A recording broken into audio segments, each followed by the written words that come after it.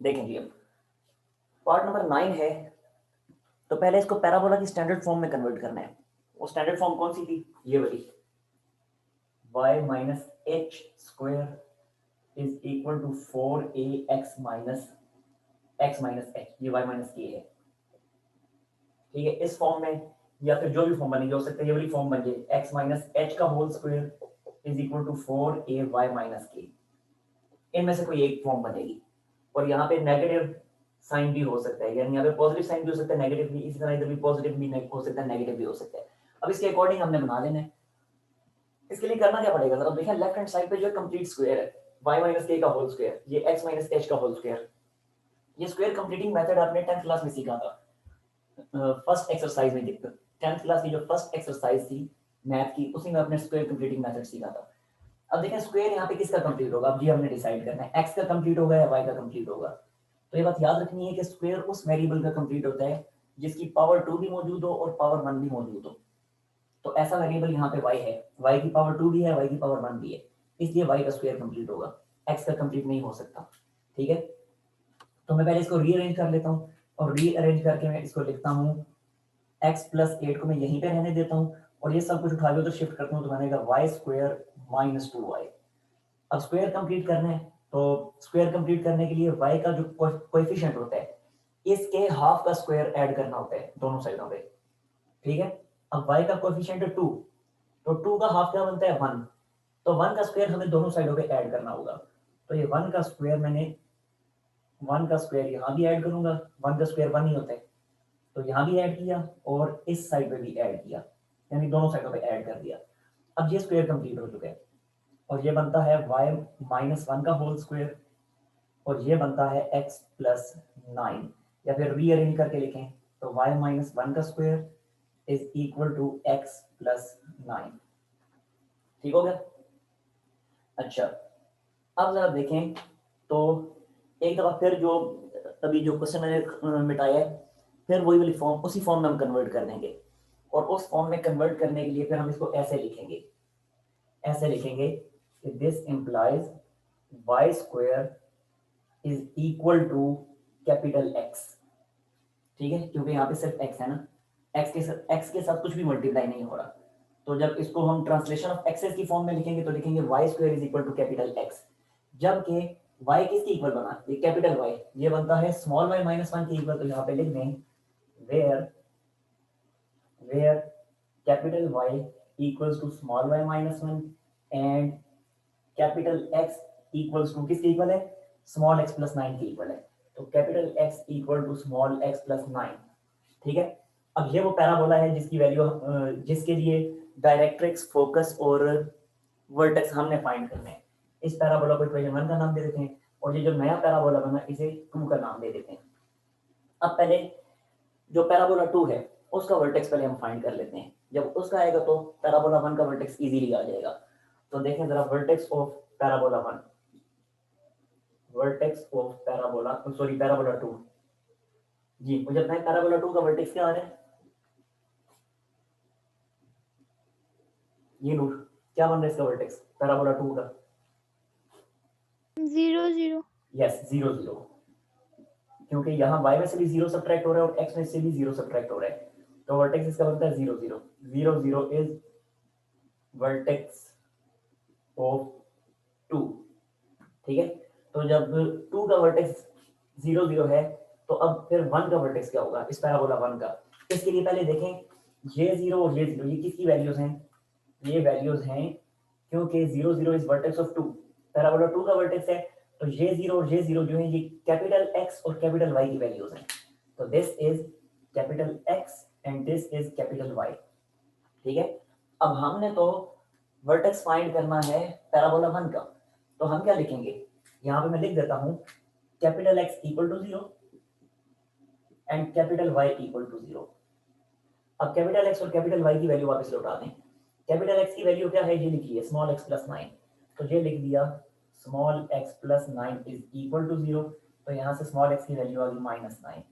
अच्छा, इसी तरह कैपिटल y की वैल्यू क्या थी, स्मॉल y माइनस 1, तो ये लिख दिया small y minus 1 equal to 0 and y is equal to 1।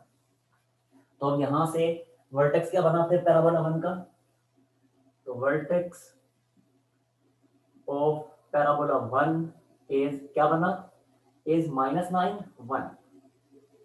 ठीक है, ये पैराबोला 1 का वर्टेक्स हमारे पास आ गया। ठीक हो गया। अच्छा, इस हेडिंग को बीच में से रिमूव ही कर दें, इसको, इसकी कोई जरूरत नहीं है। तो यहाँ पे हमने बात कर ली है कि 0 0 वर्टेक्स ऑफ 2। अच्छा, अब ये वर्टेक्स तो आ गया हमारे पास। अब मजीद हमने क्या फाइंड करना है, फोकस और डायरेक्ट्रिक्स। अब मजीद हमने फोकस और डायरेक्ट्रिक्स फाइंड करने हैं। तो सबसे पहले देखें, ये पैराबोला 2 जो है, इसकी अगर मैं डायग्राम ड्रा करूं तो कैसी डायग्राम ड्रा होगी, देखें जरा। इस पैराबोला 2 का जो वर्टेक्स है वो है 0 0, और इसका एक्सिस है एक्स एक्सिस, और कौन सा x axis, positive x axis. तो इसकी डायग्राम फिर इस तरह से ड्रा होगी, ऐसे।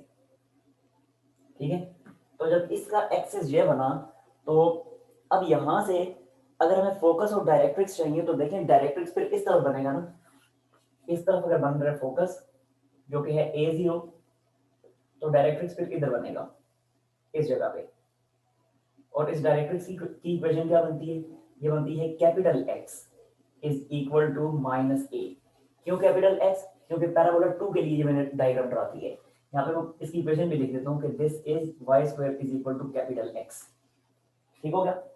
अब यहाँ से पहले a की वैल्यू हम फाइंड कर लेते हैं, क्योंकि a की वैल्यू हमें जरूरत पड़ेगी फोकस और डायरेक्ट्रिक्स फाइंड करने के लिए, क्योंकि फोकस में भी a मौजूद है और डायरेक्ट्रिक्स में भी a मौजूद है। तो अब a हम कैसे फाइंड करेंगे, तो जरा पैराबोला 2 को देखें, इससे हम a की वैल्यू फाइंड कर सकते हैं। मुझे बताएं पैराबोला 2 में 4a यानी लेंथ ऑफ लेटस रेक्टम किसके इक्वल होगा,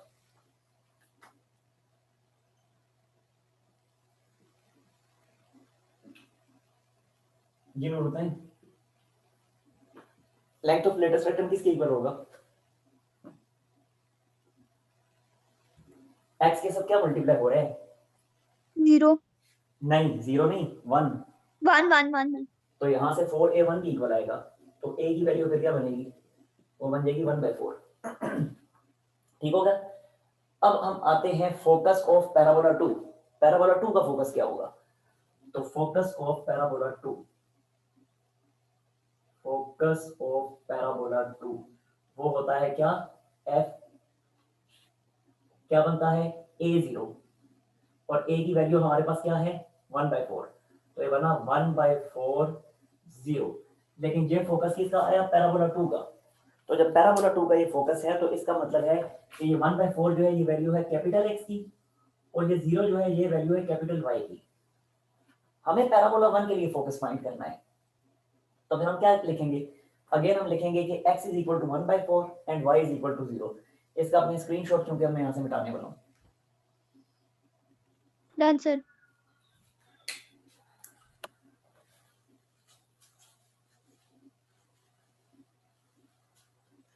तो देखें फिर यहाँ पे मैं लिख लेता हूँ कैपिटल x 1/4 है और कैपिटल Y 0 है, तो ये मैंने लिख दिया capital X is 1/4 and capital Y is 0।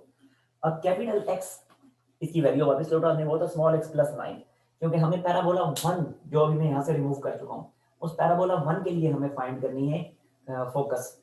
तो कैपिटल X की वैल्यू ये स्मॉल x प्लस 9, ये लिखी small x plus 9 is equal to 1/4, और इसी तरह कैपिटल Y की जगह y minus 1, small y minus 1।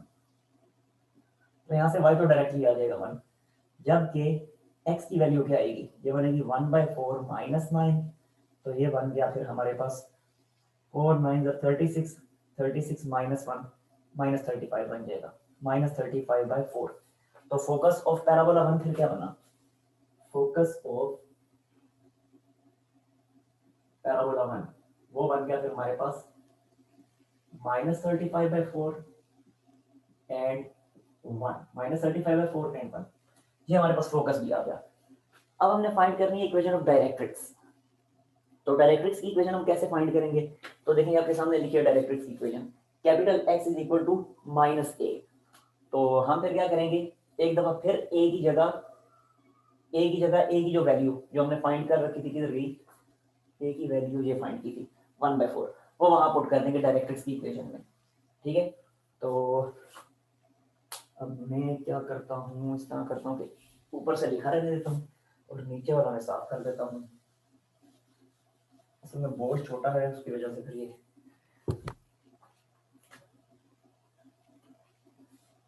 देखेंगे अब फिर। Now directrix of parabola 2, directrix of parabola 2, parabola 2 का डायरेक्ट्रिक्स क्या बनेगा? तो ये मैंने लिखी है इसकी equation, x equal to minus A बनता है, ये बनता है x is equal to minus A, ठीक है। और हमें तो पैराबोला 1 के लिए चाहिए ना डायरेक्ट्रिक्स, हमें तो डायरेक्ट्रिक्स चाहिए पैराबोला 1 के लिए। तो पैराबोला 1 के लिए जब चाहिए तो कैपिटल x की वैल्यू वापस लौटा दें, जो कि स्मॉल x प्लस 9। तो ये मैंने कैपिटल x की जगह लिख दिया स्मॉल x प्लस 9, ठीक है। अब मैं बल्कि यहाँ पे लिख भी देता हूँ directrix of parabola 1, directrix of parabola 1, क्योंकि अब पैराबोला 1 का डायरेक्ट्रिक्स फाइंड करना मैंने शुरू कर दिया है, पैराबोला 2 का डायरेक्ट्रिक्स वो ऊपर था। तो now this is equal to minus a, minus और ए की जगह ए की वैल्यू 1/4, ठीक है। और एक दफा फिर ये -9 जब उधर शिफ्ट होगा दूसरी तरफ, तो एक मिनट, डायरेक्ट्रिक्स ऑफ 1, कोई मिस्टेक तो नहीं मैंने कर दी? नहीं, ठीक चल रहा है। तो बनेगा -1/4 -9, और एलसीएम लेके क्या बन जाएगा? बन जाएगा -37/4 लेंगे। हाँ जी बताएं, अब इसमें कोई मसला? No sir. स्क्रीनशॉट ले लें फिर। Sir done.